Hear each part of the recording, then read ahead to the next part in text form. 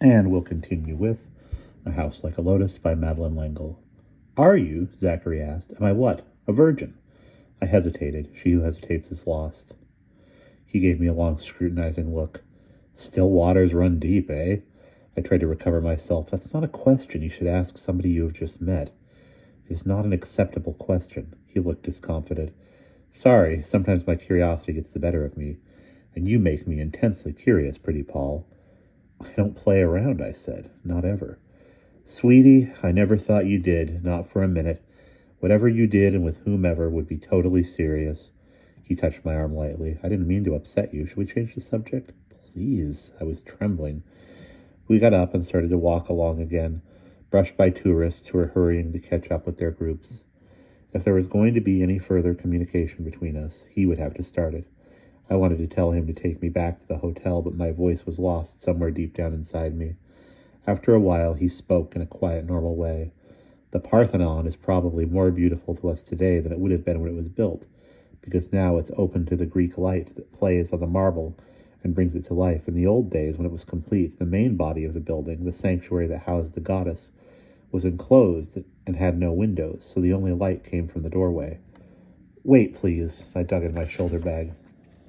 Let me get some of this down so I can write about it in the journal I have to take back to school. Now you sound like a little kid again. Why bother? Teacher will spank you if you don't. I said I'd do it. I opened my journal and made a couple of notes. My hands were steady.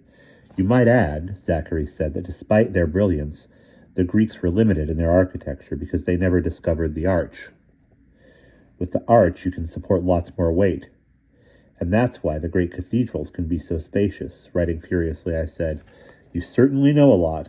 I'm not stupid. I got kicked out of several prep schools because I was bored. But if I'm interested in something, I learn about it. Okay, take your notes and then we'll go on. You can come back to the Acropolis. We can come back to the Acropolis another day. It's so overwhelming you can't take too much at a time. I wrote down what Zachary had said, and I wondered about the Greeks and their gods. Why had they closed in the Parthenon? So that the goddess Athena had been hidden? Zachary surprised me by picking up my thoughts. Odd, isn't it, Paul? How all the different civilizations want to box God in. The ancient Hebrews wanted to hide the tabernacle in the Holy of Holies so the ordinary people couldn't see it. Christians are just as bad. Peter wanted to put Jesus, Moses, and Elijah in a box on the Mount of Transfiguration. We had come to another bench, and I sat down. It was not easy to write standing up, and the notes I had taken were an untidy scrawl. I'm an atheist, obviously, Zachary said. I looked up at him. For an atheist, you seem to know a lot about religion. That's why I'm an atheist. Maybe it was because Zachary was older than the kids I went to school with, that he did not seem to be afraid to talk about ideas. I was far more comfortable with ideas than with ordinary social conversation. Athena was the Greek name for the goddess. The Romans called her Minerva. Max's sister was Minerva Alaire. This was the kind of conversation Max delighted in. The sun was hot, the same sun which beat down on these stones and other people thousands of years ago.